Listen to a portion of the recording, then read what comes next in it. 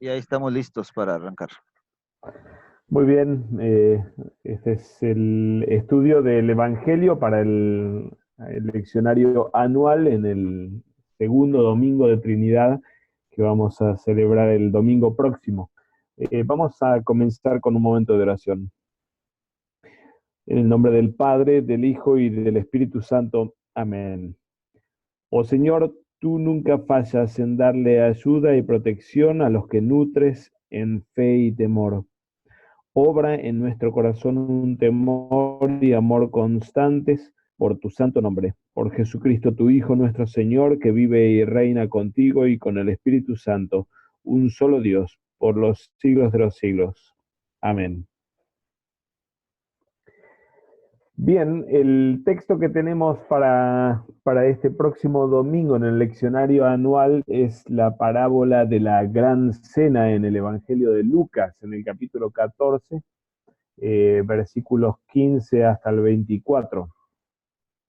El texto más hermoso y fundamental para la iglesia, no muy extenso esta vez. Voy a leer entonces en el texto griego y hacer la traducción del mismo. Versículo 15, acusas de tis ton sinanakeimenon tauta eipen auto. Al oír uno de los que estaban allí sentados junto a Jesús, que está hablando aquí y viene hablando desde el comienzo del capítulo 14, aquí tenemos keimai, el verbo keimai es estar recostado, ana keimai, y perdón, al verbo keime y aquí se le ha agregado dos preposiciones, la preposición aná, así en el medio, que significa encima de, está recostado encima de, y la preposición sin, es junto a alguien.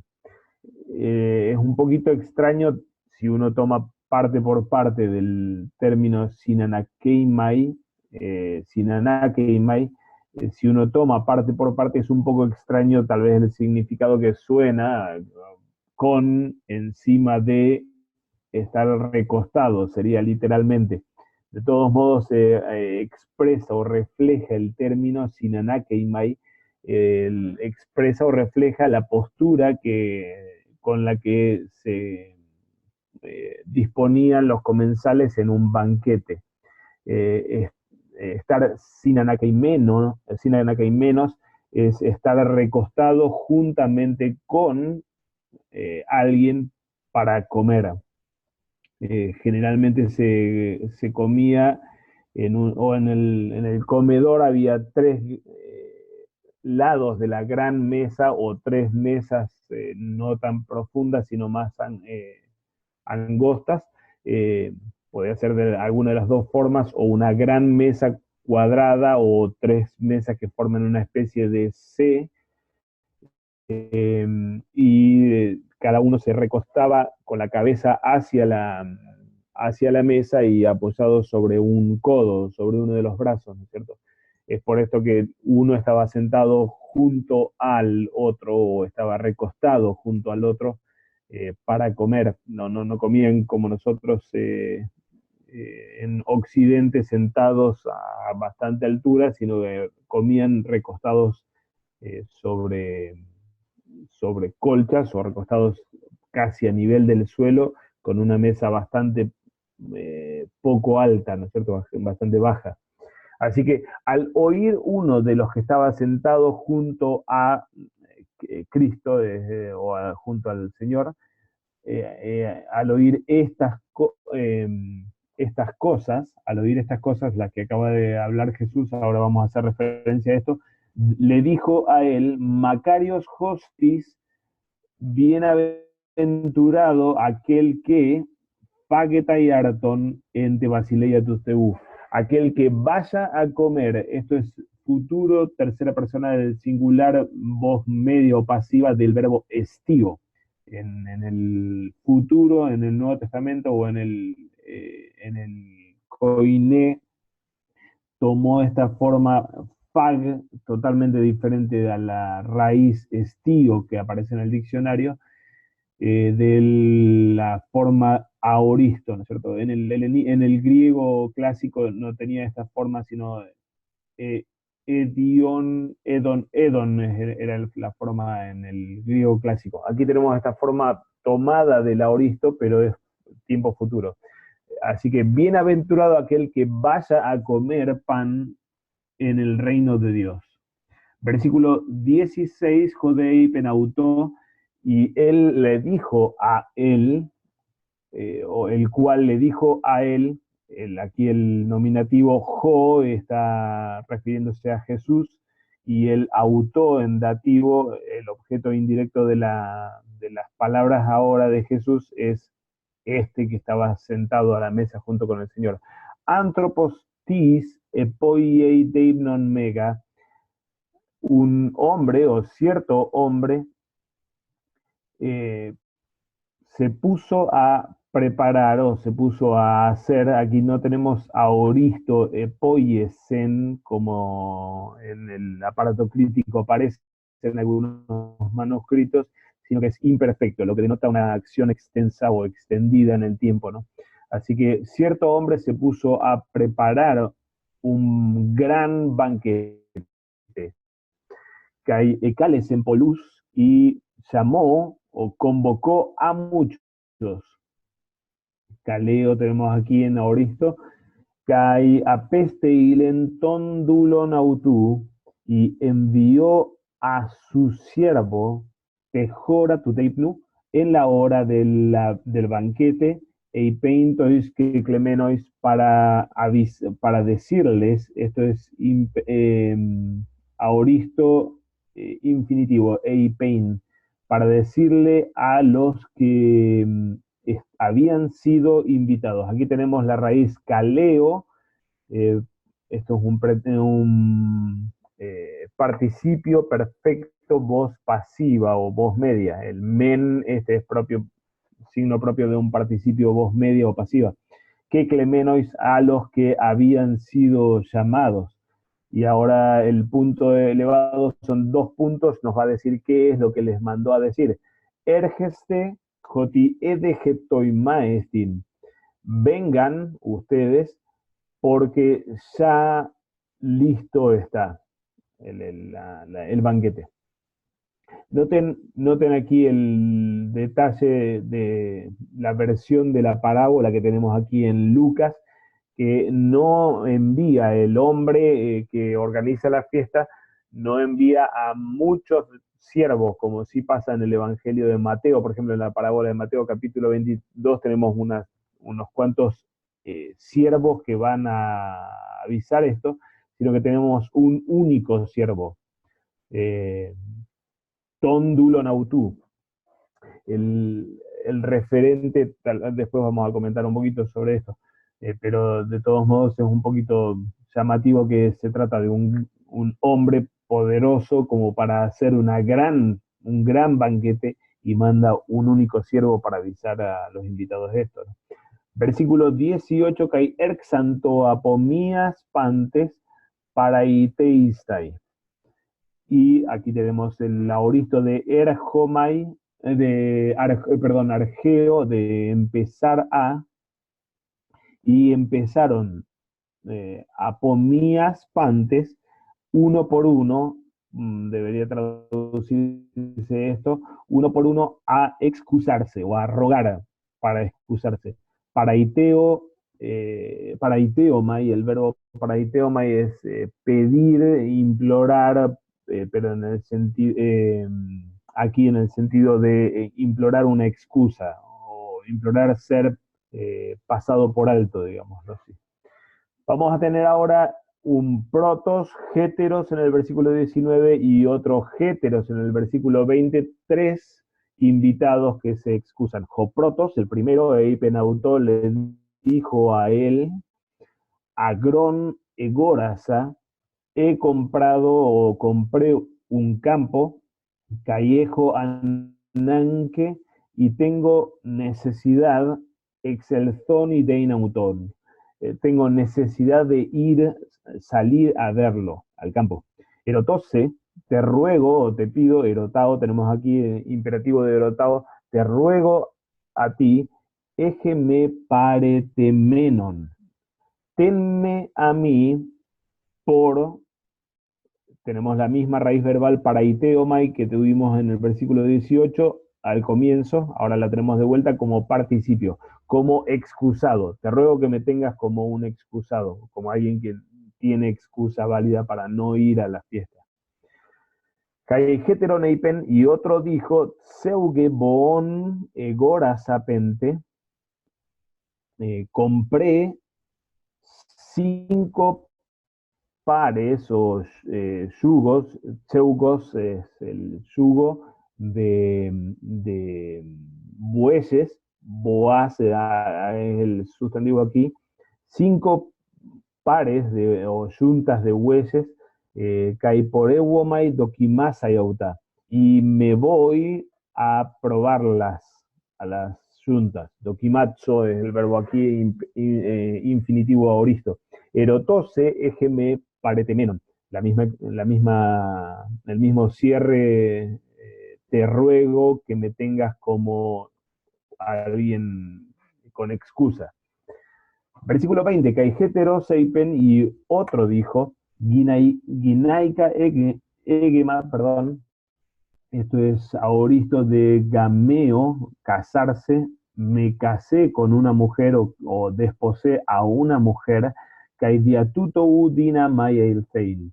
Y por esta causa, diatuto, udinamai, no puedo, no soy capaz de ir, de presentarme en la fiesta. Versículo 21. Cae para genómenos jodulos apengeilen toquirio autu tauta.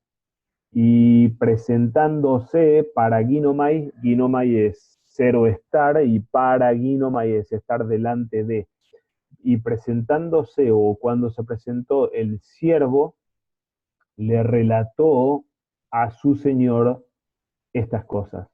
Tote orgisteis joico despotes, entonces airándose o encolerizándose, orgizo es el verbo que tenemos aquí, participio aoristo de orgizo, de llenarse de orgue, de ira, encolerizándose el oiko despotes, aquí tenemos oikos más despotes, que es, de ahí viene nuestro término déspota, pero aquí no tiene el sentido de un sentido peyorativo o negativo, sino que es el amo de la casa, el dueño de la casa, ¿no? El señor de la casa o el pater familias, como en latín se lo decía también. Entonces, llenándose de ira el padre de la familia o padre, el dueño de la casa, Eipentodulo Autú, le dijo a su siervo, Excelce Tageos, perdón, sal enseguida, inmediatamente, estas plateias, rimas tespoleos, sal hacia estas plateias son las calles amplias o las avenidas, rimas y las calles más pequeñas de la ciudad, kai tustojus, kai anapeirus, kai tiflus, kai jolus, eisaga que jode.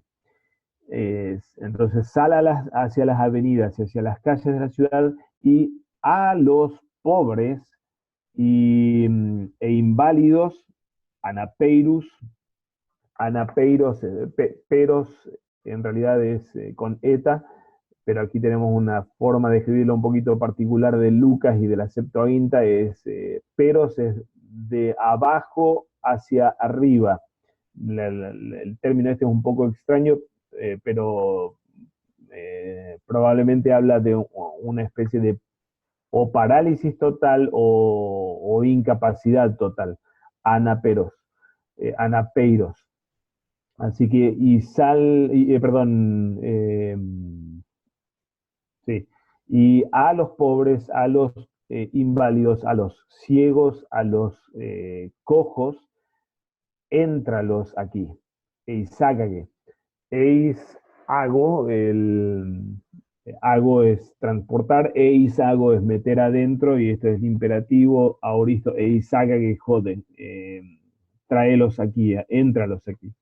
Kai eipen jodulos, y le dijo luego, o supuestamente, aunque no tenemos un término para luego, pero se entiende que hay cierta secuencia aquí con el versículo 21 en el 22, o entonces le dijo el siervo, Señor, Kyrie, Gegonen jo petaxas. Ya sucedió, Ginomai, esto es aoristo de Ginomai, ya sucedió lo que mandaste. Epitazo es el verbo con doble sigma. Epitazo, lo que eh, esto es participio activo, lo que tú mandaste. Kai eti topos estin, y todavía hay lugar. Kai eipen hokirios prostondulon, y le dijo el Señor al siervo, exalce eistas kodus kai fragmus, sal hacia los caminos. Aquí el término camino eh, tiene la diferencia con los otros términos que vimos ahí arriba en 21, plateia y rimas, allá arriba. Estos son calles internas de la ciudad, como lo dice el mismo texto. El Jodos aquí probablemente se trata de un camino de acceso a la ciudad, es decir, esto está afuera de los muros de la ciudad, ¿no es cierto? Sal a los caminos, que hay fragmos es un límite o una cerca o un vallado, podría ser un paredoncito, probablemente refiriéndose a las subdivisiones entre los campos, donde se arrimaba o donde podía arrimarse gente para, sí, para conversar o tratar uno con el otro, pero en zona de campo, básicamente, o fuera de la ciudad, ¿no es cierto? Así que, y sal a los caminos y a los vallados, o a los, ¿cómo pone? Ah, sí, pone vallados aquí. Kai Anankazón e Iselfein, y fuérzalos a entrar, Gina Gemistemu oikos, para que la casa mía quede, gemitzo es llenar, quede llena. Esto es voz pasiva, ¿no es cierto? Lego Garjimin, les digo pues a ustedes, Joti Udeis Tonandrone Keinon, que ninguno de los varones aquellos, Ton que Clemenon, que habían sido llamados, otra vez participio pasivo de caleo, de llamar, que ninguno de aquellos varones que habían sido llamados Geusetai, futuro de Geuo, tercera persona del singular, va a probar o va a gustar o degustar mutu teibnu, de mi banquete, de mi cena. Muy bien, aquí tenemos el texto entero. No sé si hay preguntas con respecto a la traducción del texto o algún aspecto del griego en el texto del Evangelio.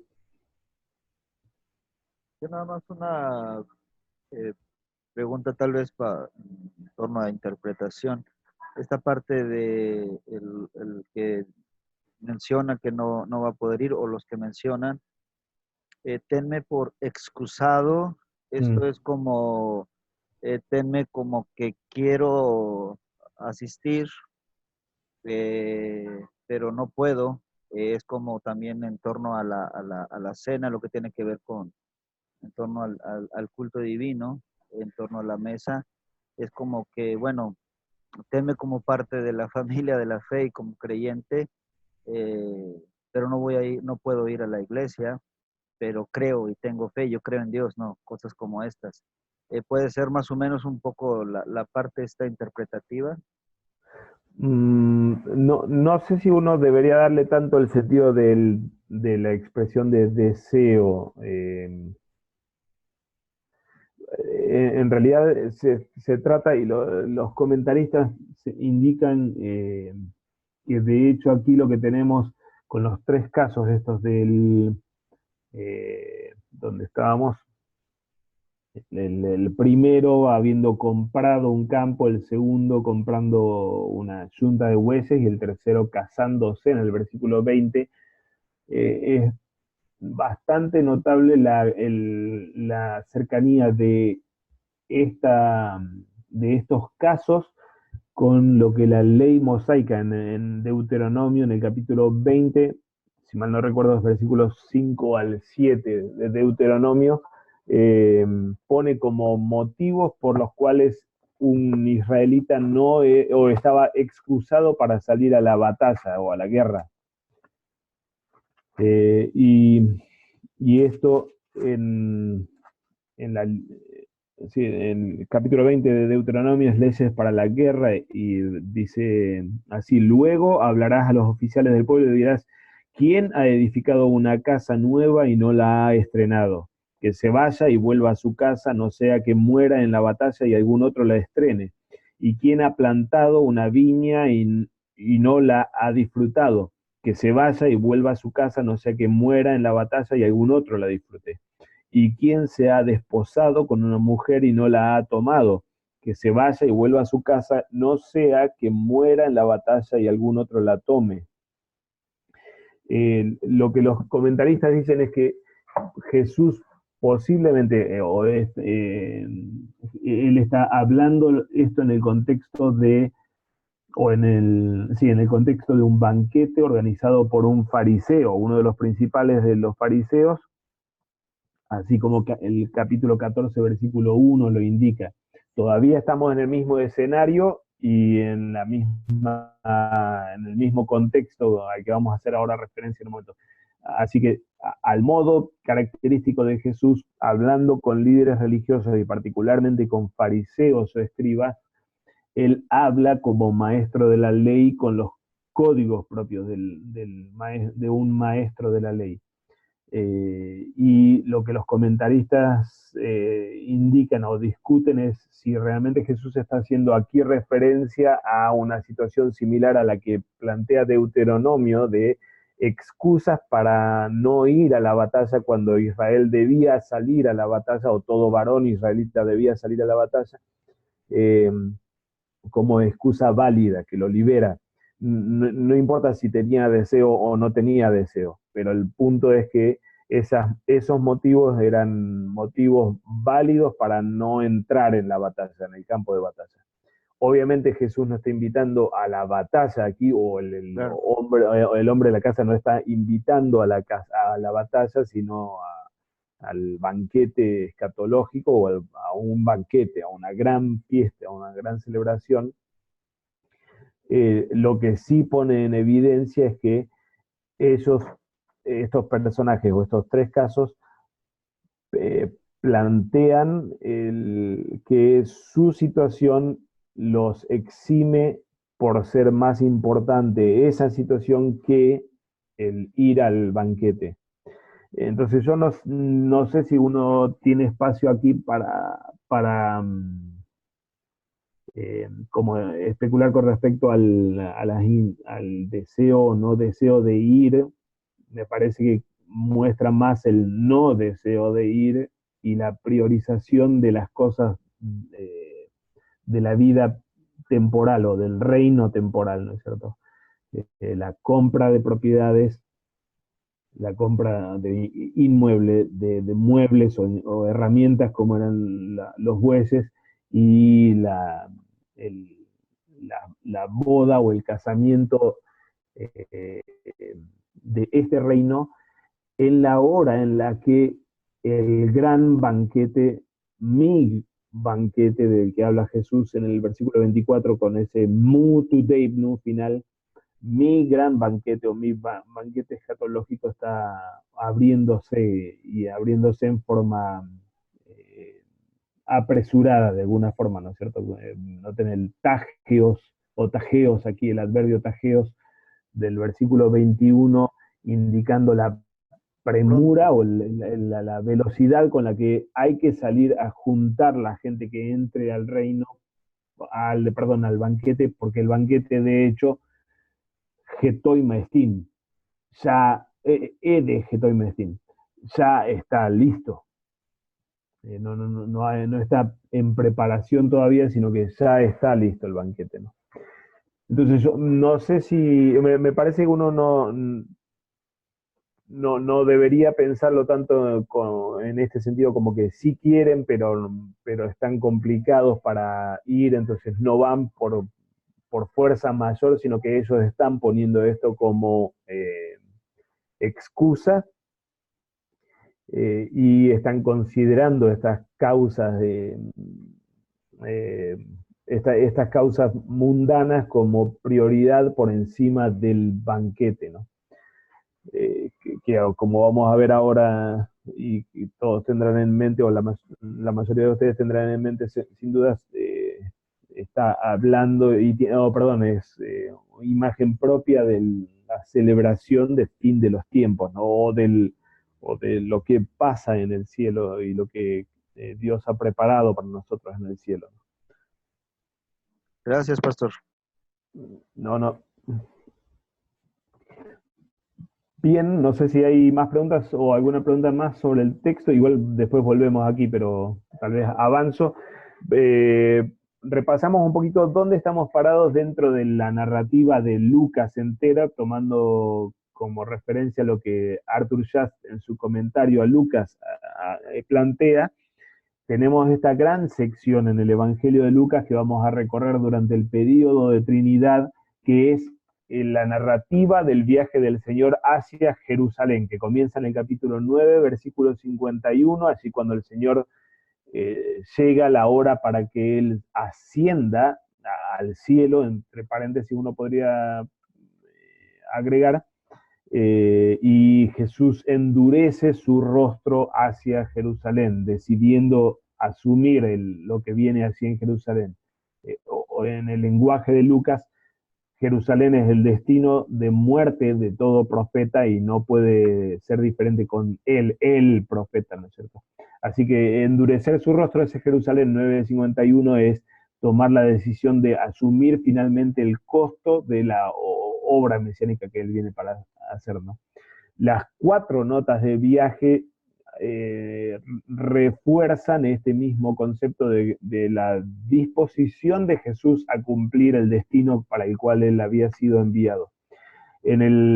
Habíamos mencionado en el encuentro pasado que tenemos estas 4 notas de viaje, marcan como 3 secciones. La primera, en la que Jesús, ya habiendo abierto el reino e inaugurado el reino, en la primera tenemos una especie de rechazo hacia el Señor Jesús de parte de Israel, de los samaritanos primero, pero luego también de los fariseos que se encuentran con él en el camino. Y esta segunda sección tiene cierto énfasis en el juicio del Señor en contra del Israel que rechaza a su Mesías, para entonces avanzar hacia la tercera gran sección de Jesús entrando finalmente a Jerusalén, ¿no? Así que nuestra parábola se encuentra aquí en la distribución que hace Just en el cuarto discurso, como discurso referente a los tiempos finales y con toda esta carga de juicio del Señor en contra de Israel, o del Israel duro y rebelde, ¿no? Como notan aquí en la referencia de textos que están ubicados dentro del cuarto discurso, nuestra parábola es el cierre del cuarto discurso y abre en lo que va a venir ahora entonces toda una serie de parábolas que tienen o presuponen el conflicto de un Israel que rechazó al Mesías y un Mesías que está condenando al Israel endurecido. En este cuarto discurso entonces tenemos estas porciones o perícopas, el dicho del Señor con respecto a la puerta estrecha, el lamento de Jesús por Jerusalén, como haciendo esta referencia a cuántas veces quise juntarlos como una gallina junta sus polluelos, pero no quisiste. Y la sección que tenemos aquí enmarcada en rojo sucede todo en el mismo lugar, en el mismo momento, en la casa de este fariseo importante, eh, donde Jesús cura a un enfermo de hidropesía o de agua en la cabeza, y se abre o él toma este escenario de banquete en el que cada uno trataba de buscar el mejor de los lugares para hacer lo que Arthur Jass llama etiquetas de mesa escatológicas, eh, hablando de básicamente dos formas en las que Jesús enseña que uno debe comportarse en un banquete. Primero haciendo referencia a esto de la puja por el primer lugar, diciendo cuando te inviten, no busques el primer lugar, no sea cosa que te digan, amigo, andate para atrás, sino empezá por ir para atrás y así vas a ser exaltado o levantado. Y la segunda etiqueta de mesa o forma de comportarse en torno a un banquete es va dirigido al hospedador de parte de Jesús, diciendo, cuando hagas un banquete o organices un banquete, no invites a tus amigos, hermanos y los pares, sino que van a poder devolverte esto, sino que invita a los, versículo 12, noten cómo tenemos allí la lista de los invitados ya, en el versículo 12, en el capítulo 14, la lista de invitados que después nuestro versículo 21 repasó. Versículo 12, 13 digo, sino que cuando organices o armes una recepción, un banquete, llama a los pobres, a los lisiados, a los cojos y a los ciegos, que son los mismos a los que en la parábola eh, el dueño de casa manda a llamar en lugar de los primeros invitados, ¿no es cierto? Así que Jesús dice, cuando organizas un banquete, invita a esos. ¿Por qué a esos? Ahí termina entonces el versículo 14, justo el versículo previo a nuestro texto, que hay Macarios ese y serás bienaventurado Jotiuque Jusin Antapoduna y soy, porque no tienen cómo devolverte estos pobres, no tienen cómo devolverte antapodecesetai garzoi, pero te será devuelto entre Anastasei Tondicayon, en la resurrección de los muertos. Todos estos discursos aquí, o esta etiqueta de mesa, gira en torno a la reversión que Jesús hace de los patrones de conducta normales en el mundo greco-romano del tiempo del Nuevo Testamento. Quizá un gran valor, o dos grandes valores que había como código de conducta social en el mundo greco-romano, es lo que se llama el valor del honor y la vergüenza. El honor y la vergüenza era realmente un valor supremo, por encima casi de cualquier otra cosa. Y se trataba de podremos decirlo así, quedar bien parado delante del público, actuando de acuerdo al lugar social al que uno pertenecía. La primera regla de etiqueta o la primera etiqueta de banquete o de mesa que Jesús enseña aquí revierte esto, llamando no a la autoexaltación del hombre poderoso o rico, sino llamando a la humillación, ser último para ser puesto encima, ¿no? Igualmente funciona básicamente con casi el principio de honor-vergüenza, por ser que el que se humilla a sí mismo es exaltado por otro, ¿no es cierto?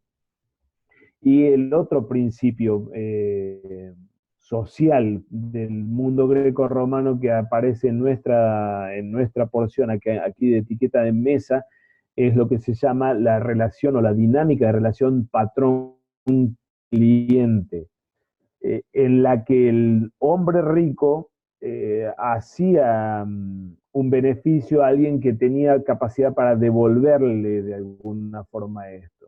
Y Jesús rompe esta estructura básicamente de relación social, invitando o llamando a la invitación en un banquete a aquellos que no son capaces de devolver el beneficio o la invitación, ¿no es cierto? Entonces, así Jesús está básicamente como confrontando los modos mundanos de relacionarse y de funcionar como sociedad. Eh, y termina Jesús entonces en ese versículo 14 explicando por qué todo esto, o en virtud de qué todo esto. Versículo 14 pone la mirada en el día último de la resurrección de los muertos, cuando te será devuelto esto, ¿no es cierto? Versículo 15 entonces abre nuestro texto no con palabras de Jesús, sino con uno de sus comensales o compañeros de mesa, eh, celebrando o pronunciando la bienaventuranza sobre aquel que pueda comer el pan en el reino de Dios. Entonces Jesús abre la parábola esta hablando de quién es el que va a comer pan en el reino de Dios y quién no es el que va a comer pan en el reino de Dios, así como termina en nuestro último versículo 24, ¿no? Nuestra parábola entonces recoge toda la tensión con los fariseos que ya venía construyéndose en los textos previos, y que aquí en el escenario del banquete organizado por el gran fariseo, o el fariseo importante que invitó, salta realmente a la vista, y narra en forma de historia estas etiquetas de mesa escatológicas de las que habla Arthur Jass. Los que van a comer en la mesa del reino, en el banquete del reino, no son los que están en primer lugar, sino los últimos. Así es como se entra, como último, y no es los que pueden devolver o negociar como patrón cliente los beneficios, sino aquellos que son incapaces de devolver, son los excluidos, los que no tienen cómo comprar ni cómo pagar el beneficio de ser insertados en el banquete. Nuestro texto nos ubica básicamente en toda esta tensión narrativa de alguna forma, o esta complejidad de tema al que está llegando el Evangelio de Lucas, y que le da sentido a la crítica que Jesús levanta por medio de esta parábola, ¿no?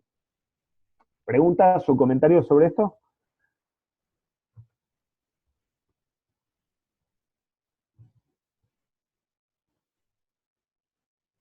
Avanzamos.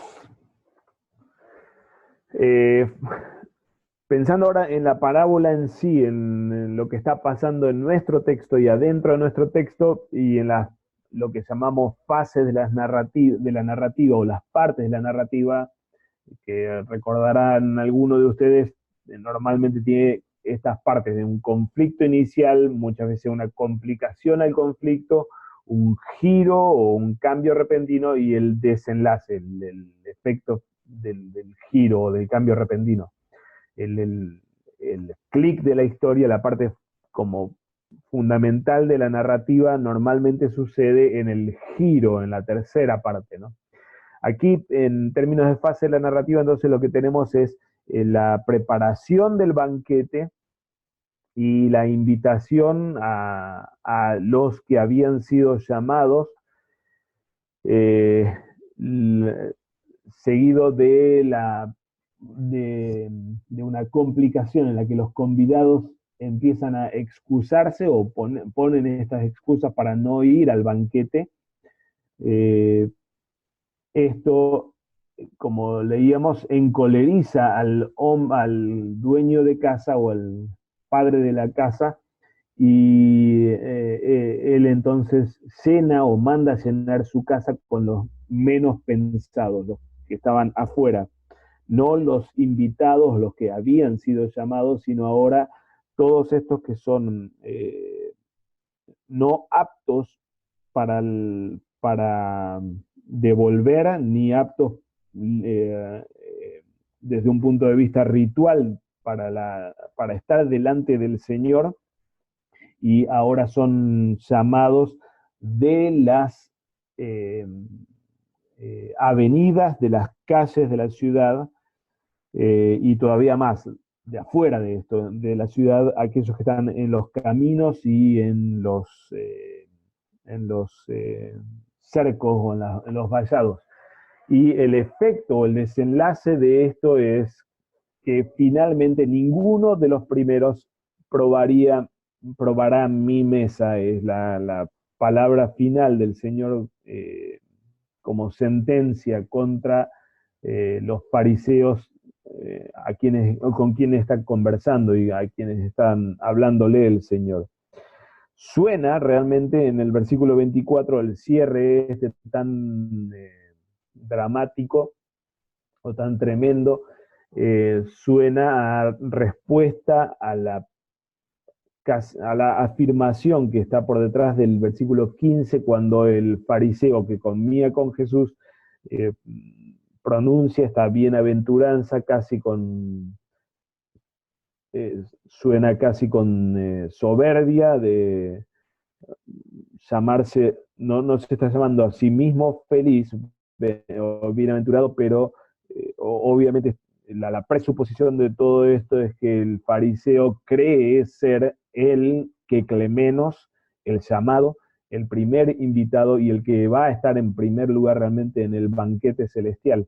Y aquí el Señor está pronunciando esta palabra tan extrema. Ninguno de esos va a probar de mi cena directamente. Como digo, no era ni una pregunta lo que hizo el que estaba junto con el Señor en el banquete en el versículo 15, ni explícitamente una referencia a sí mismo, pero suena Jesús aquí en el versículo 24 estar respondiéndole y revirtiendo la presuposición del fariseo que exclama la bienaventuranza de aquellos de aquel que va a comer el pan en el reino, ¿no? Banquete preparado y envío de las invitaciones, rechazo o excusa para no ir, el Señor mandando a llamar a los no esperados, y todos los esperados quedan afuera del banquete. La trama es una trama de carácter, es el Señor que organiza este banquete el que... Un Sí. contraste pequeño, ¿no? No sé si viene al caso, pero a lo mejor tú puedas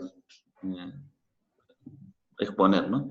Que suena la primera sección de la parábola, está diciendo que la bienaventuranza está en la recompensa en el reino de los cielos, ¿no? Y en ese sentido, en la primera parte la recompensa o la bienaventuranza viene de haber ayudado a quien no tiene para recibir, ¿no? Y el fariseo cambia la forma de la bienaventuranza diciendo, bueno, bienaventurado el que coma el pan, ¿no? En el reino de los cielos, ¿no? Que son como similares, pero no son iguales, ¿no? Hay como un pequeño... El fariseo está cambiando las palabras de Jesús a penitas, ¿no? O sutilmente, ¿no? Entonces, tiene que ver con esto otra vez del mérito para entrar en la cena, ¿no? Él lo está entendiendo así, ¿no? ¿Correcto? Sí, yo no sé si vos lo ves en la expresión de comer el pan, a eso de meritorio, Juan Pablo. Porque Jesús está trayendo algo, ¿no? Invita a los cojos, a los mancos, y serás bienaventurado en el reino, ¿no? O ahí se te estará tu bienaventuranza, ¿no? El fariseo da un pequeño paso, ¿no? Un poquito más allá, ¿no? Bienaventurado es que come el pan en el reino de Dios. Digo, solamente que estoy preguntando, ¿no? Hay una diferencia de énfasis, ¿no? Jesús está hablando de la bienaventuranza de servir a aquellos que no tienen nada a cambio, y el fariseo está hablando otra vez la bienaventuranza de ser partícipe del banquete, ¿no? Mm, Hay una mm, sutileza, digo, ¿no? ujú. Parece, no sé. Algo así como que la bienaventuranza, o él está pensando en el beneficio y no en el servicio en sí o algo por el estilo. Ujú, Sí, una pequeña sutileza, ¿no? Porque como que esto encadena otra cosa, ¿no? ujú. Él Sí. debería ser considerado dentro de los ciegos, o dentro de los cojos, o quizás se considera invitado a la cena o partícipe de esta cena o en la seguridad de que va a llegar a esta cena, ¿no? Y Jesús está diciéndole que no, ¿no? Ujú, Eh, ujú. bueno, entonces Sí, en sí. Lucas Igualmente perdón, igualmente la expresión Fagein Arton que utiliza aquí en el versículo 15 es la misma que tenemos en el versículo 1 mismo, ¿no es cierto? Capítulo 14, versículo 1, el narrador nos introduce el escenario en el que va a suceder todo esto es en la casa de este principal de los fariseos en el día sábado, donde fueron convocados para Pagueinarton, para comer pan. Es obviamente una expresión, lo que se llama sinécdoque, que es decir, es una poquita cosa para hablar de otra cosa un poco más grande. No es que solamente iban a comer pan aquí, sino que iban a sentarse a darle duro al chorizo seco y al jamón crudo, pero eh, el pampeano, el pampeano levanta las cejas. eh, pero y es la misma expresión que utiliza aquí el comensal, el que está ahí en el versículo 15, ¿no es cierto? Comer pan, para referirse al Deipnon, al banquete celestial, ¿no es cierto? Eh, él, se mueve en la misma línea que Jesús al pensar ahora en términos escatológicos del banquete final, utilizando o describiendo el banquete en estos términos de comer el pan, ¿no? Ahora sí, es cierto lo que decís, Juan Pablo, ¿no? No pone su mirada en la realidad actual de, de él como necesitado o de él como uno de esos pobres y lisiados, eh, a los que se los convida, sino como uno que va a estar disfrutando o va a estar en la escena del disfrute, ¿no es cierto? No de la necesidad. Igualmente la imagen es la de la promesa escatológica, ¿no es cierto? Y la promesa del Antiguo Testamento como vamos a ver ahora, ¿no? Pero sí, está bueno esto, me parece que hay un cambio de mirada o de énfasis entre lo que Jesús viene hablando y especialmente va a hablar en nuestra parábola y donde pone la mirada solamente en el gozo o en el disfrute privilegiado de escatológico, antes que en la necesidad, desde donde se parte o desde donde parte él mismo también y donde está parado él mismo también, ¿no?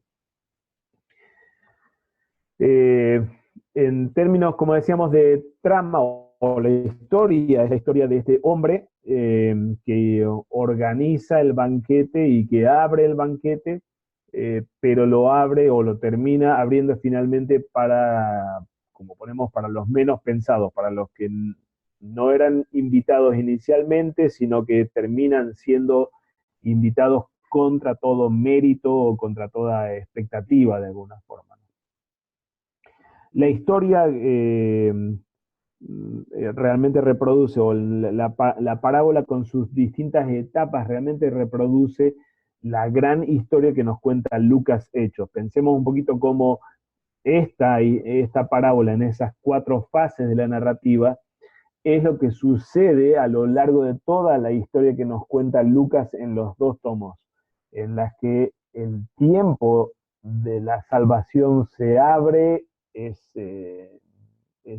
obrado y es abierto en términos de invitación, quienes son invitados son los primeros invitados son aquellos que habían sido llamados, los que klemenoi, de los que habla nuestro texto inicialmente, los que habían recibido ya un llamamiento por ser parte del pueblo de Israel y que conocían la ley o el llamamiento de la palabra, y la constante excusa para quedarse fuera del banquete que se está habilitando o abriendo aquí de parte de esos mismos judíos, rechazando al Mesías a lo largo de toda la narrativa de Lucas, matando a su Mesías finalmente en el clímax de la historia del primer tomo, Lucas, y repudiando la misma predicación de los apóstoles en los primeros capítulos de Hechos, para entonces el Señor enviar la invitación ya en el Evangelio de Lucas a los menos pensados, los que estaban dentro de la ciudad, es decir, dentro de las fronteras o los límites de Israel mismo, pero los menos pensados y los más ineptos o no aptos para estar en el reino, pobres, y mal formados espiritualmente, como eran los pecadores y las prostitutas. Y finalmente se abre la invitación en este segundo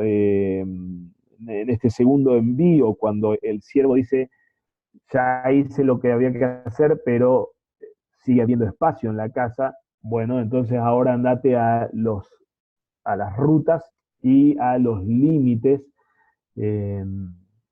así como el segundo tomo de Lucas en el libro de Hechos nos lo relata. Los apóstoles entonces, o Jesús por medio de los apóstoles, extendiendo el llamado hasta los últimos límites, de modo que la casa queda llena o el banquete queda lleno, ¿no es cierto? Y por tremendo que esto sea, lo que termina sucediendo como desenlace es el desenlace de la historia de la salvación que nos relata Lucas en Lucas Hechos. Ninguno de los primeros estaba probando de la cena del Señor, ¿no es cierto? O del banquete del Señor. Así que lo que Jesús cuenta aquí es básicamente un resumen de la obra de Lucas en Lucas Hechos, y es lo que termina sucediendo, ¿no es cierto? La dureza de Israel, que abre entonces la proclamación del Evangelio a aquellos que están fuera de Israel, fuera de la ciudad, en los caminos y en los límites, como Hechos después nos lo va a relatar, ¿no es cierto? Un pequeño comentario. Entonces, con lo que tú decías hoy de relación patrón, empleado, honor, vergüenza, la parábola está expresada demasiado bien para entender de que este que demanda honor es el rey, ¿no? El importante, ¿no? Pero de quien recibe o de quien espera finalmente recibir honores de estos lisiados, mancos, etc.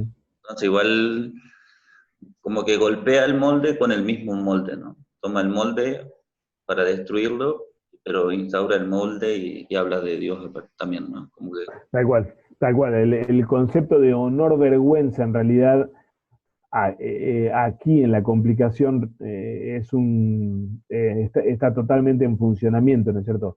La invitación era una exposición a la vergüenza de parte o mejor dicho, primero era un gesto de honor de parte de quien invitaba, porque no cualquiera podía invitar, pero lo exponía al riesgo de la vergüenza si pasaba precisamente lo que pasa en la parábola, que los invitados le rechazan la invitación. Esto lo expone realmente a la vergüenza, ¿no?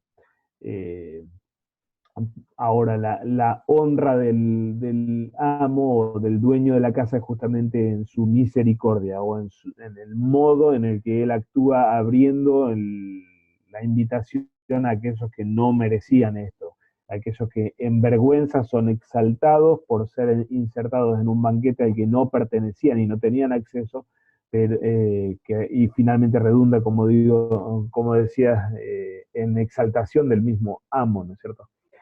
La imagen de banquete obviamente en nuestro texto es fundamental y uno necesita explorarla para aprovechar lo que está pasando aquí, de lo que habla Jesús, no está invitando aquí a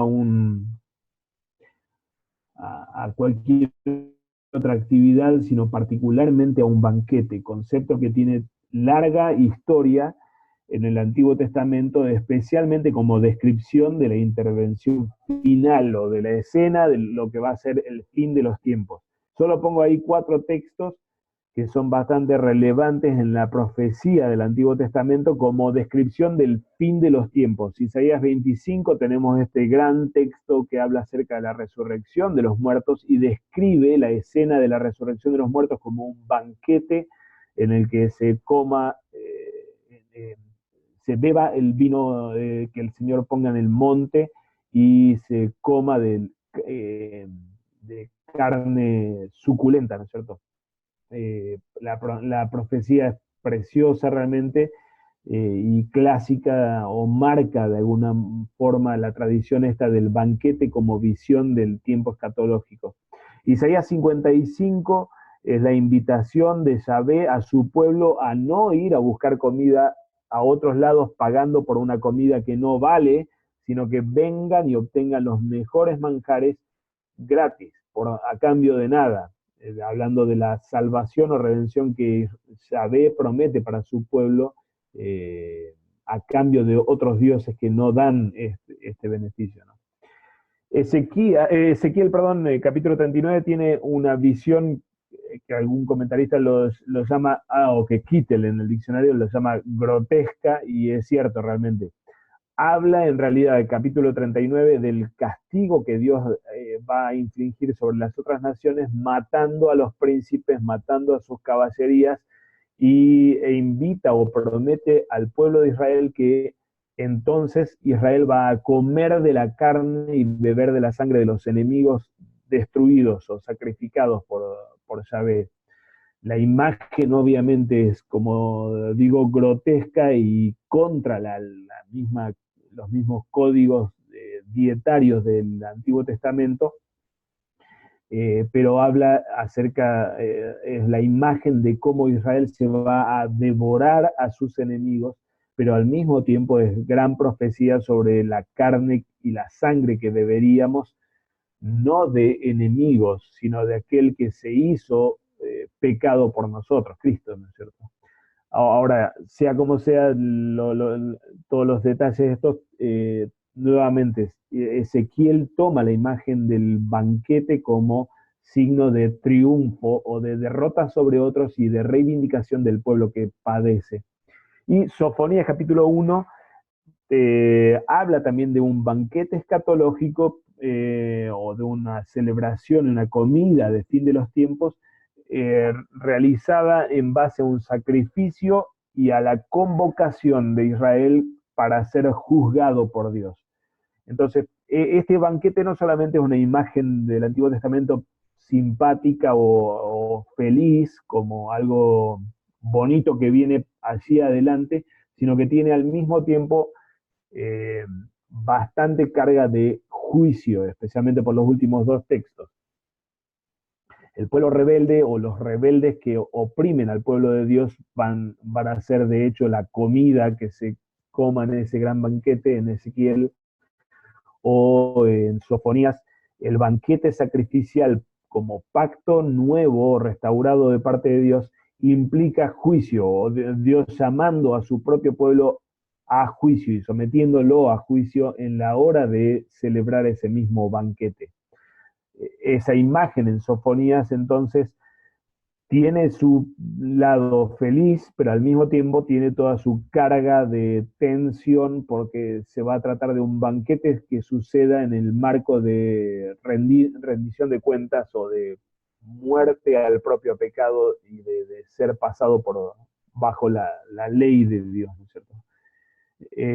Arthur Just en su comentario al texto dice, especialmente con respecto al último versículo, cuando después de hablar de una parábola tan hermosa y con la apertura a las naciones y a los indignos para que sean participados, ese cierre final del versículo 24 con el desenlace, ninguno de los primeros a probar de mi cena, Just dice, la imagen del banquete es una espada de doble filo, ¿no es cierto? Tiene toda la carga evangélica y gozosa de lo hermoso que viene para la iglesia de Cristo, pero al mismo tiempo no deja de tener su lado o su costado de juicio por la exclusión que hay por detrás y por el juicio que está ligado con la celebración del banquete escatológico, ¿no?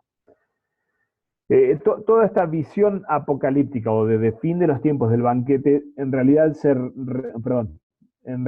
remonta al lugar que la comida tiene desde un comienzo como espacio de comunión con Yahvé. Pensemos si no en Génesis 2 y 3, como lo que se come, el comer está directamente ligado con obediencia, desobediencia y con comunión o ruptura de comunión con Yahvé. Comer de los frutos es beneficio recibido de parte de Dios. Comer del árbol prohibido es ruptura con este Dios y es pacto con Satanás, o tranza con Satanás, ¿no es cierto? Entonces, en la misma historia primera tenemos la comida como un espacio en el que la comunión, la confianza o dependencia de Dios y la obediencia a este Dios están en ejercicio realmente, ¿no? Y algo así está siendo restaurado justamente en textos como, por ejemplo, Deuteronomio 27, en el que en la instancia del culto y de los sacrificios en el templo, eh, se tiene esta comida sagrada que Israel tiene que hacer delante de Yahvé. O nuevamente, en la comida como espacio de fe, de obediencia y especialmente de comunión o participación en la historia de Yahvé. Algunas notas sobre lo que todo este lugar que la comida tuvo para el Israel en el Antiguo Testamento y que marcó mucho del lenguaje de comida en el Nuevo Testamento.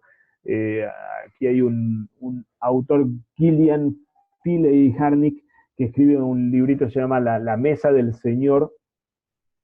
Él dice, toda la carga de sentido que tomó en el Antiguo Testamento la imagen de comida y de banquetes, imprime en el Nuevo Testamento mucho de lo que está pasando y de los conflictos de comidas que tenemos, especialmente en Lucas, por ejemplo, ¿no? Los evangelios, Jesús haciendo estas cosas o hablando acerca de banquetes.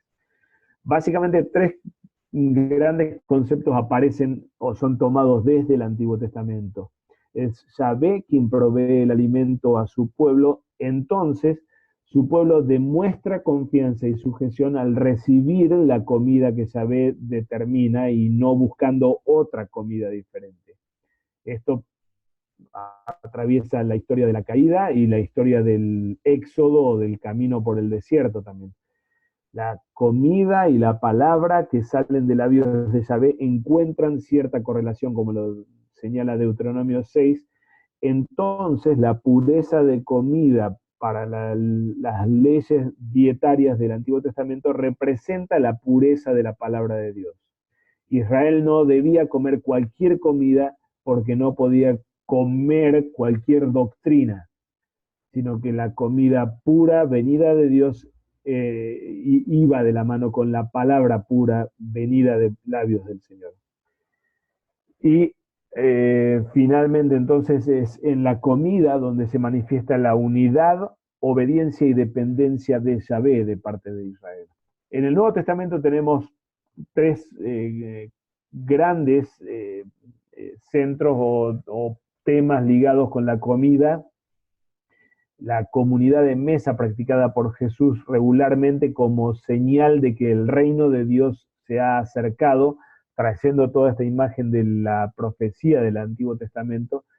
El sacramento del altar llamado deipnon por la iglesia primitiva, así como Pablo lo pone en 1 Corintios 11, el Kyriakon deipnon, la cena señorial, o la cena del Señor, como lo terminamos traduciendo, Y Toteibnon Gamutu Arniu, el banquete de bodas del Cordero, otra vez retomando toda la imagen apocalíptica del Antiguo Testamento para hablar acerca de lo que viene para la iglesia así en el fin de los tiempos.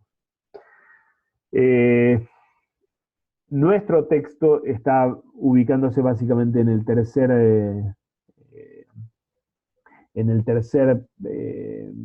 uso del Nuevo Testamento, pero obviamente no podemos separarlo del segundo uso del Nuevo Testamento, sino al contrario, necesitamos en la predicación del texto, necesitamos ligarlo y tenemos todo el pie para ligarlo con el sacramento del altar como banquete del Señor, ¿no es cierto? El mismo versículo 24, como decíamos hoy, habla de ese banquete. Jesús termina hablando de ese banquete como Mutu Deibnu, el banquete mío o la cena mía, la cena del Señor. Traigo ahí en la placa esta solo 4 conceptos que señala John Stephenson en el tomo sobre la Santa Cena en la dogmática de Luther Academy o de Academia Lutero. Al hablar a la iglesia del sacramento del altar como cena del Señor, recogemos sobre el sacramento toda esta tradición del banquete en el Nuevo Testamento. En la Santa Cena, la práctica que el Señor tuvo de comunidad de mesa está sucediendo. Él se sienta con nosotros a la mesa. Obviamente aquí tenemos nada menos que no una mera continuidad de la comunidad de mesa del tiempo en el que Jesús caminó aquí, sino que tenemos primero y principal el sacramento con el que el Señor da su cuerpo y sangre, y el perdón y salvación por medio de ese cuerpo y sangre, y sacramento instituido en el aposento alto. Y al mismo tiempo nos proyectamos hacia aquel banquete escatológico del que habla Apocalipsis 19, o mejor dicho, ese banquete se hace realidad presente. Dice Stephenson, perdón, al llamar al sacramento cena del Señor, marcamos a quién le pertenece el sacramento. No es a mí, no es a ti, no es a la iglesia en última instancia, sino al Señor. Es el Kyriakon Teipnon, es la cena dominical. Él es el dueño, el que instituye y el que entrega su sacramento. El sacramento como puro don con el que la vida bautismal es nutrida, es alimento y medicina de vida eterna. Y finalmente, dice Stephenson, el llamar al sacramento cena del Señor hace que nos enfoquemos en el mandato explícito de comer su carne y beber su sangre. Esto no es solamente un acto para ser contemplado, como en Roma sucede, sino es comida para ser comida realmente, para que la recibamos y para que sea mío, para que la tome con mi boca y entre en mi cuerpo, a fin de darme los beneficios de vida eterna que el sacramento tiene.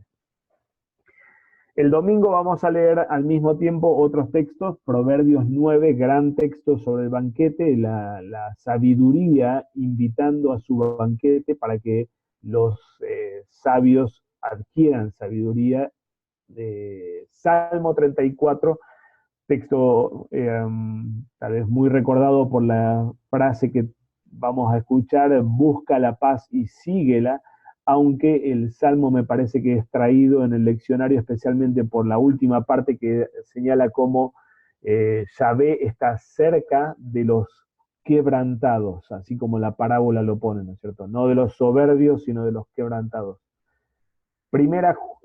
Efesios capítulo 2, el texto que recordaremos bien de Pablo diciendo que ya no son más extranjeros ni advenedizos o forasteros, y que en el cuerpo suyo él hizo de los dos pueblos uno solo, poniendo el énfasis en el nosotros como indignos para ser parte del banquete o para ser participados en el banquete, pero insertados en ese banquete escatológico por el sacrificio del cuerpo de Cristo crucificado que se nos entrega como alimento de vida eterna en el banquete de la Santa Cena. Y la lectura de la epístola alternativa, primera Juan capítulo 3, repasa el mandamiento de amar al prójimo y ya no amar a las cosas del mundo. Esta epístola me parece que es apropiada si uno va a orientar la predicación especialmente o va a poner cierto énfasis en el, eh, sí, en disuadir al auditorio de no sea cosa que siga el mismo modelo de excusas que los fariseos o que los convidados iniciales pusieron para no participar, amando las cosas del mundo. Aquellos que pusieron las tres excusas de comprar un terreno, comprar la yunta de bueyes y haberse casado.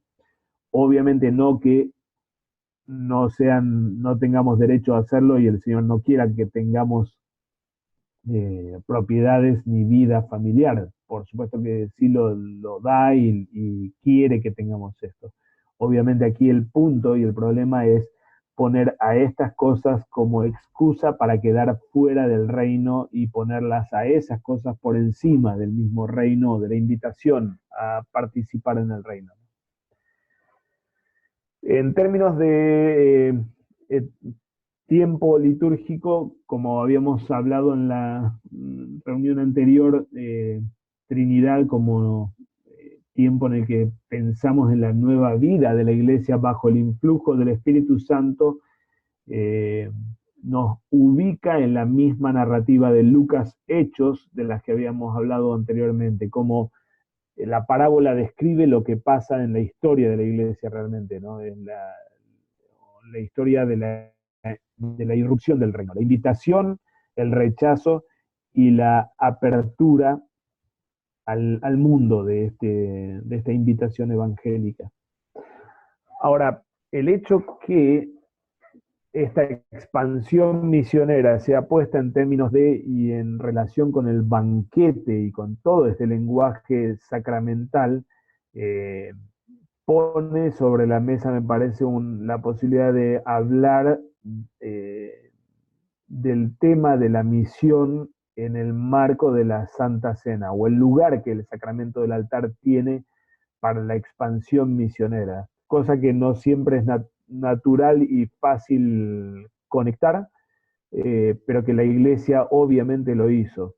La misión no es solamente desparramar folletos y punto, sino es traer a la cena a aquellos que son convidados.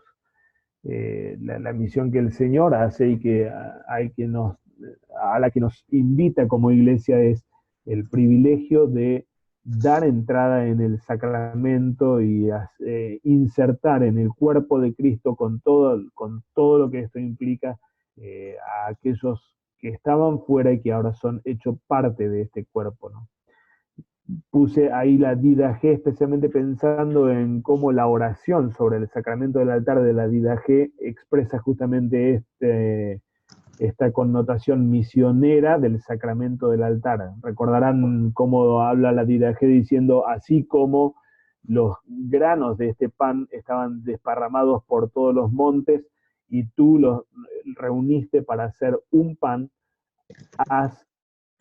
recoge a toda la iglesia de los confines del mundo para que sea una en Cristo, en la participación del sacramento. Otra vez, hablando en términos de la misión mundial, de la expansión misionera de la iglesia, a la luz de o en torno a la celebración escatológica propia, que es la celebración en el sacramento del altar o del banquete escatológico que hoy celebramos, ¿no? No sé si hay comentario aquí de esto.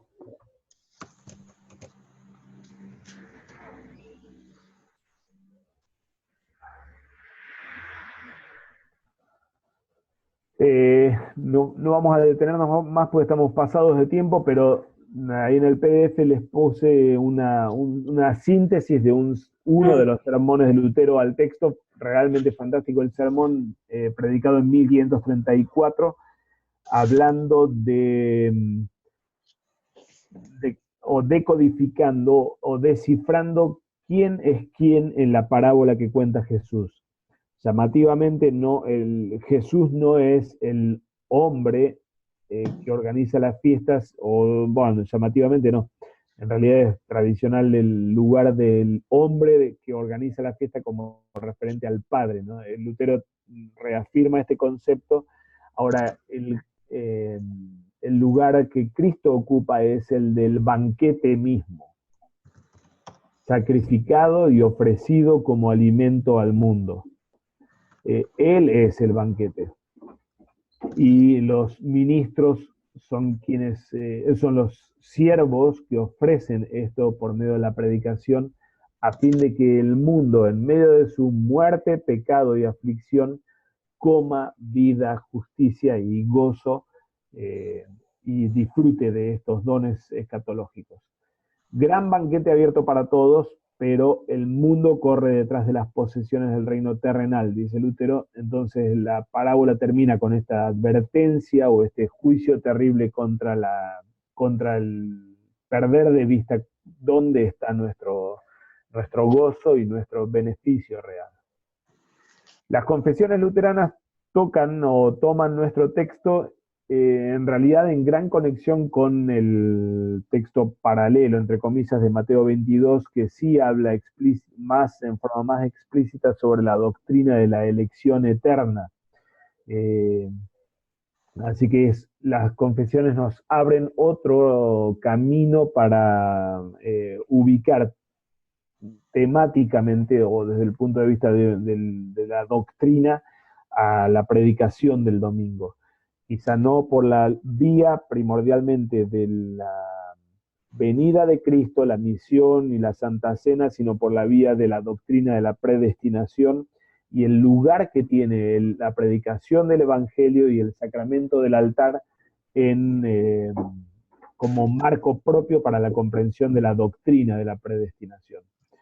Nuestro texto es tomado por las confesiones especialmente para hablar acerca de la advertencia contra una falsa comprensión de la doctrina de la predestinación que lleva a la falsa seguridad, a una soberbia sobre el lugar que yo tengo porque Dios me predestinó contra toda penitencia, contra toda fe en las promesas. La doctrina de la predestinación solamente es entendida cuando quiebra la impenitencia y nos llama al arrepentimiento, y cuando quiebra la desesperación y nos afirma en el gozo de la fe y de la confianza en las promesas divinas. Como digo, otra beta para la predicación del texto y para la exploración, sí, la orientación temática o teológica del texto. Bien, hermanos, no sé si hay comentarios o preguntas, si quieren que volvamos al texto, a revisar algo en el texto.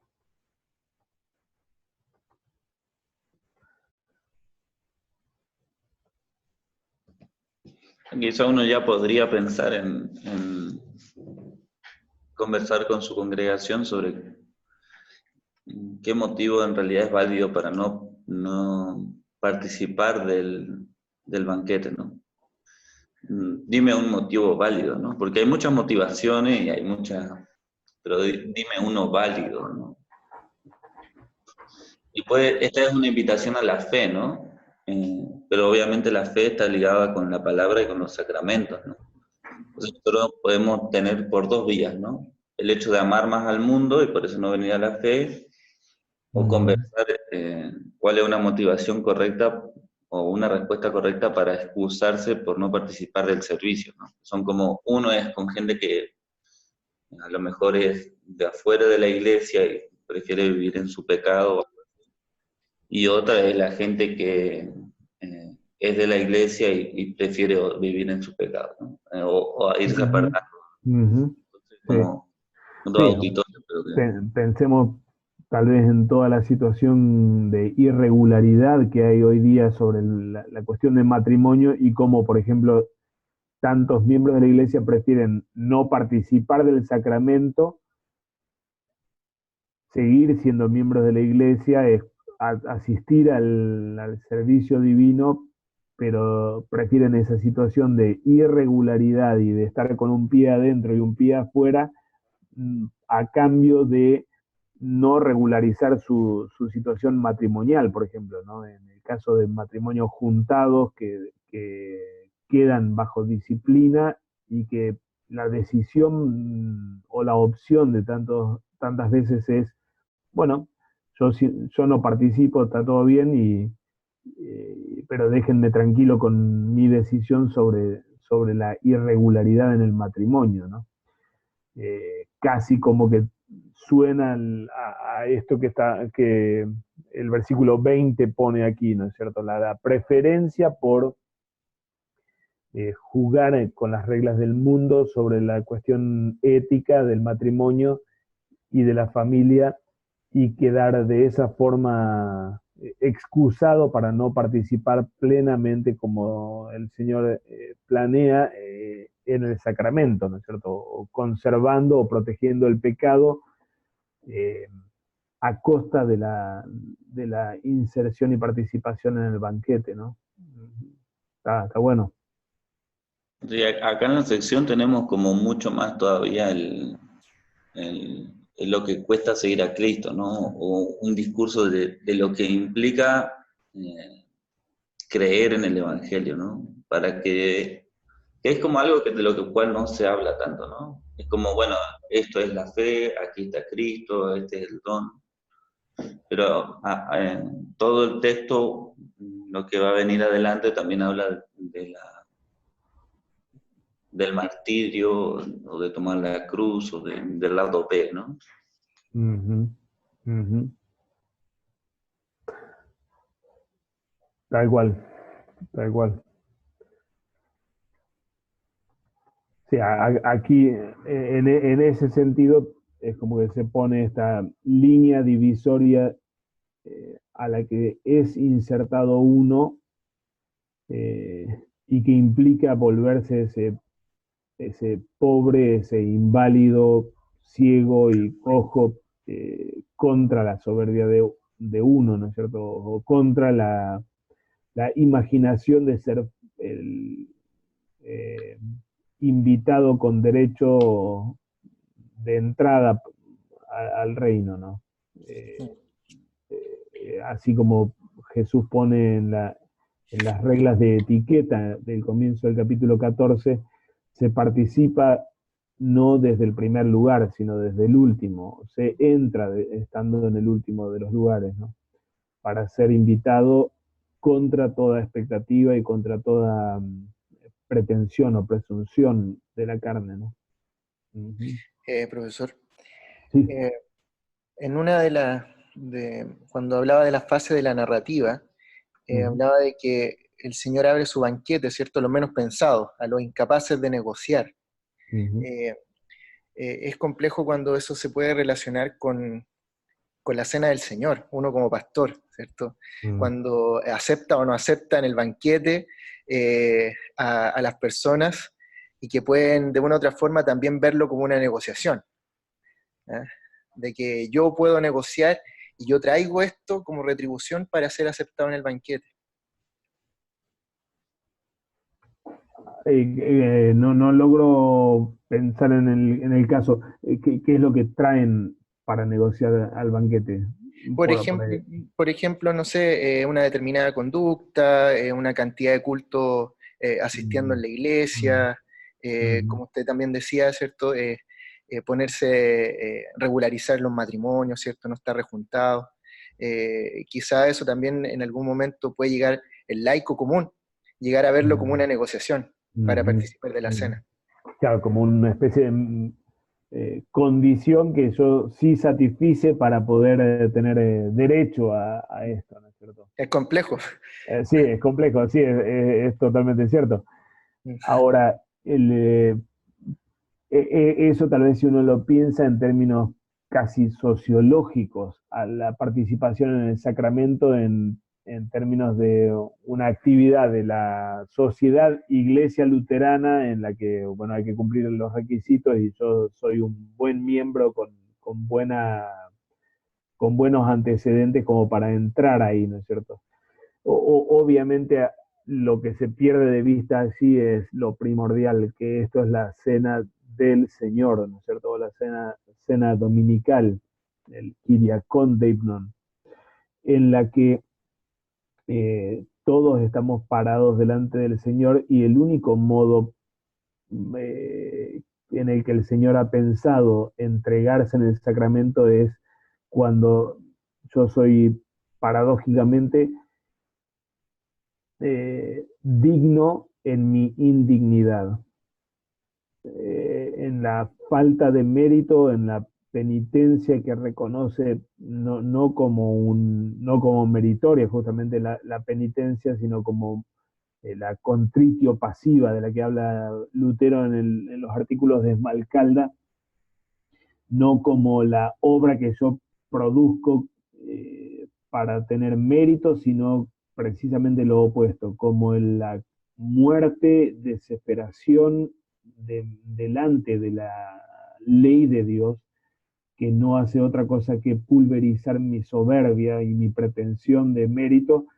Esto es una de las dos partes de lo que hace meritorio o digna la participación en el sacramento, ¿no es cierto? Así como el catecismo menor, mayor y la fórmula de concordia lo pone, la dignidad en la participación está dada en la penitencia, el arrepentimiento y la fe en las palabras. La fe solamente puesta en las palabras y no sobre mí mismo, ¿no? Entonces esto parte justamente de la pulverización de todo estatus o de toda dignidad en mí para ansiar y clamar por el beneficio que viene de afuera en el sacramento, ¿no? Pero es cierto, es un tema que pastoralmente uno tiene que cuidar y con el que uno tiene que trabajar tantas veces, ¿no? El enredo fácil en el que caemos de pensar según la carne o con la lógica legalista de la carne, ¿no? De decir, bueno, para participar hay que tener cierto mérito y yo lo logro, yo lo tengo, entonces yo sí soy un participante digno del sacramento. Bueno, precisamente de esa forma me estoy volviendo indigno del sacramento y excluyéndome o separándome del modo propio en el que se entra, siendo último y no siendo primero, ¿no? O siendo el incapaz de entregar algo a cambio del beneficio del banquete, ¿no? La otra vez, porque uno tiene en mente, por lo menos yo trabajo en las misiones, ¿no? Que tenemos aquí en la quinta región, ¿no? Y llegó toda una familia, ¿no? Y realmente como que uno lo vio motivado y con fe, ¿no? Pero quizás también requiere por lo menos una conversación y una examinación también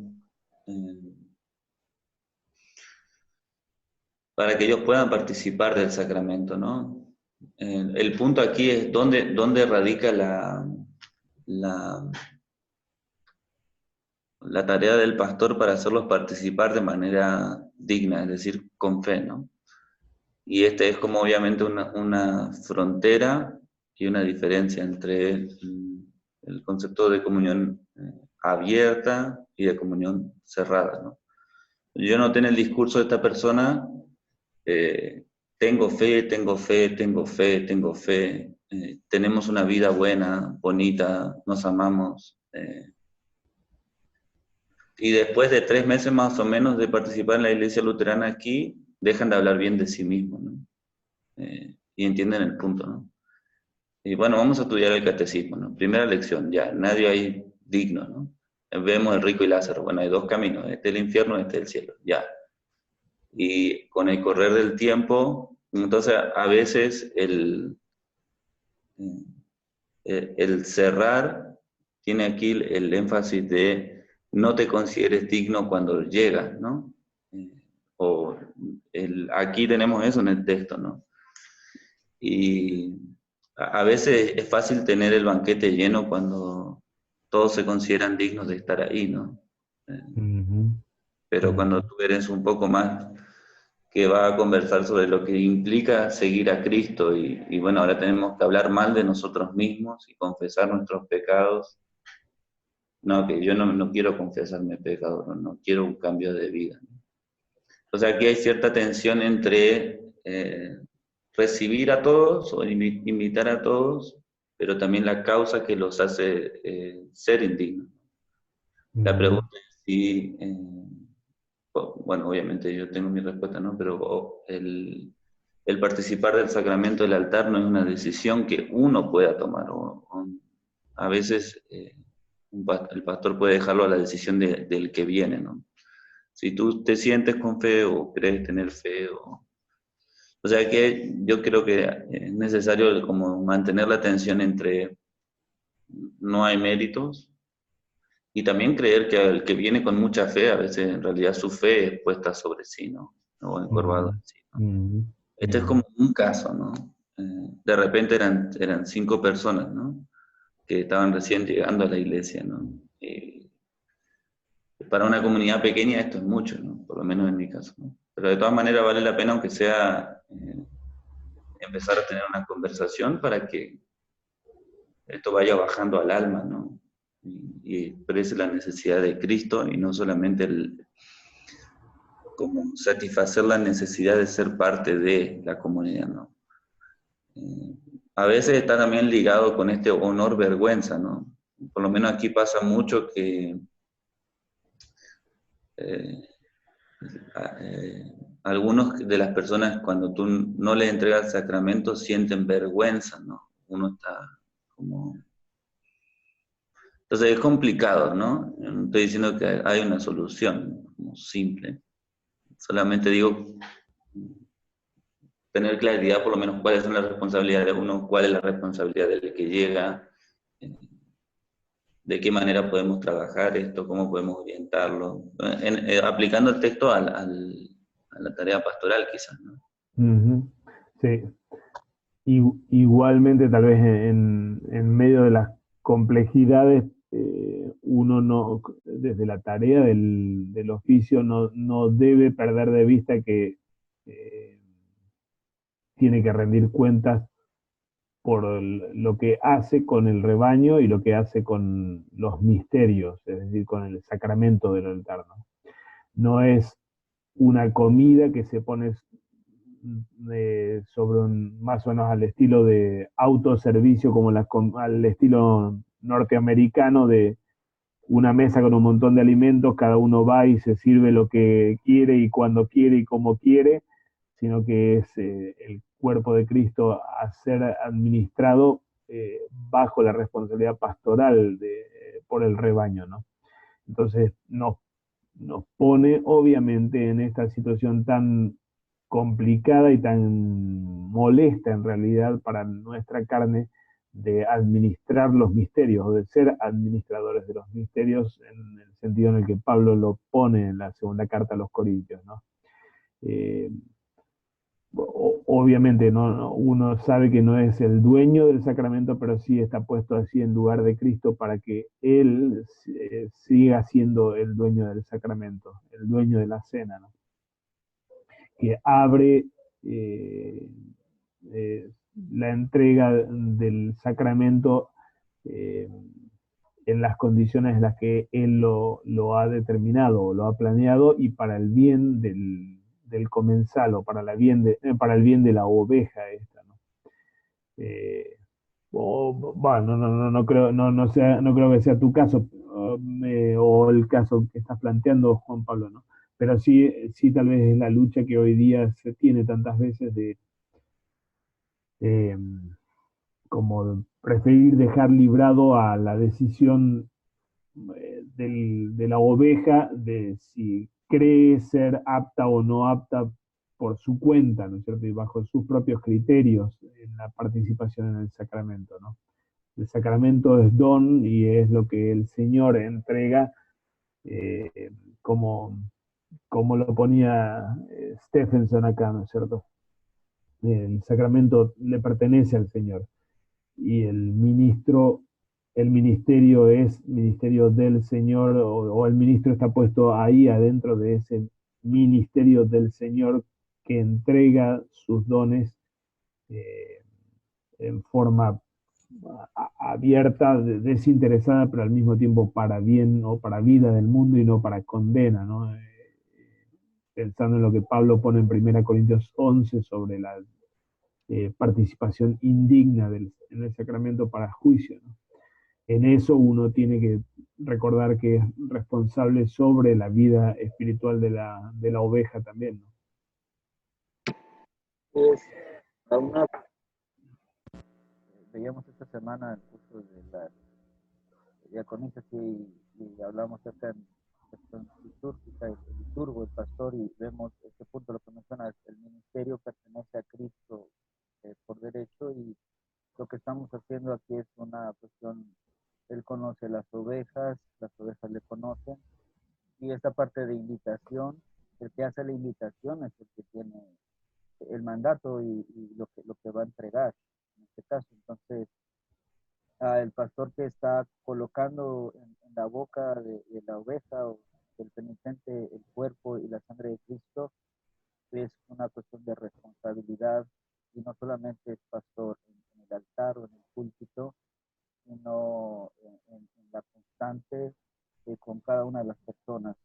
Y digo, no en detrimento de iglesias masivas ni iglesias pequeñas, sino la importancia de que un pastor pueda realmente estar al pendiente de las ovejas en un grupo en el cual él pueda decir que es capaz de visitarlas, de estar con ellas, de poder pastorearlas, de conocerlas, y de catequizarlas en el sentido de quién es el que pasa al altar y quién es el que no pasa al altar, ¿no? Entonces, es la gran responsabilidad del pastor, que tiene el privilegio también a la vez, pero todo privilegio también conlleva esta responsabilidad, ¿no?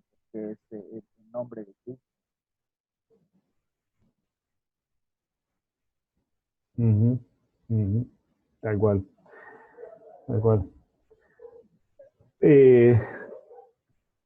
En el texto, entonces, para ir cerrando, hermanos, tiene muchas aristas de ley y me parece que tenemos buena cantidad de aspectos desde los que tenemos que predicar la ley en nuestro texto, especialmente contra la impenitencia, contra la falsa seguridad que Jesús denuncia aquí, especialmente con el último versículo y la afirmación tan categórica del último versículo. Pero nos pone igualmente en el gozo evangélico del fin de los tiempos, la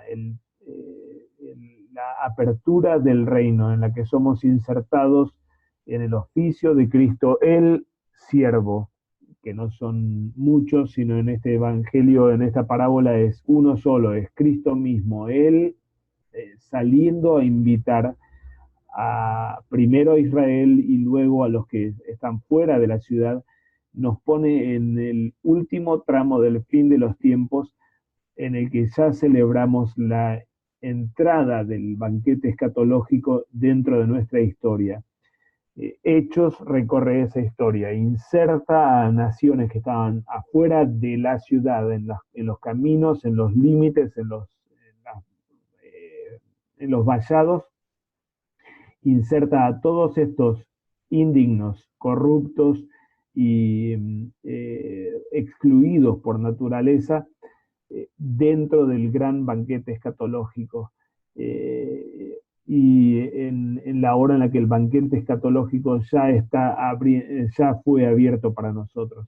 Este es el gran gozo de la iglesia y el gran gozo que hoy celebramos y que en el segundo domingo de Trinidad estamos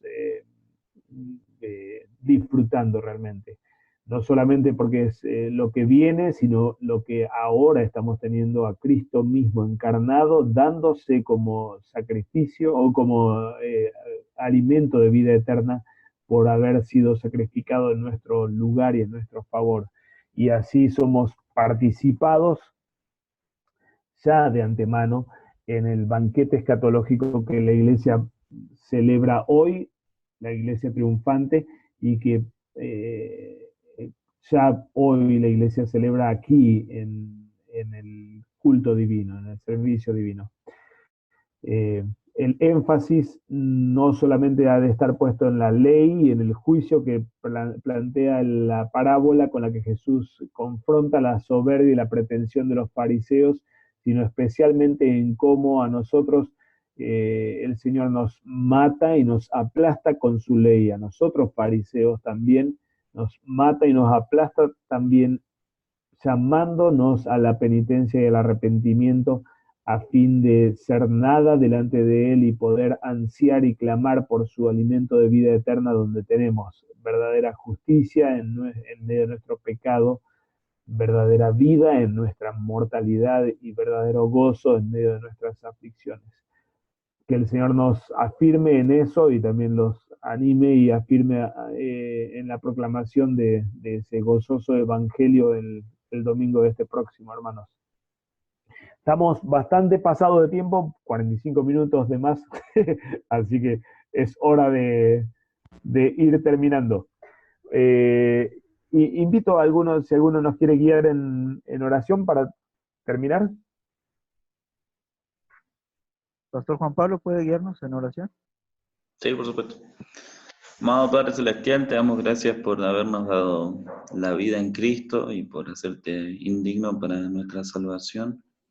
Te pedimos que bendigas la palabra que fue sembrada para que el diablo no arrebate aquello que tú has empezado en tu iglesia en la tierra y en nosotros mismos.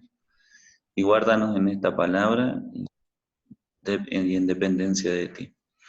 Te lo pedimos en el nombre de Jesucristo, tu Hijo, nuestro Señor. Amén. Amén. Gracias, Juan Pablo. Gracias, hermanos. Gracias. Chao, gracias a todos. Gracias, Beto. Buena semana. No, un gusto. Buena semana para ustedes. Gracias, pastor. Bendiciones a todos. Chao, Aris.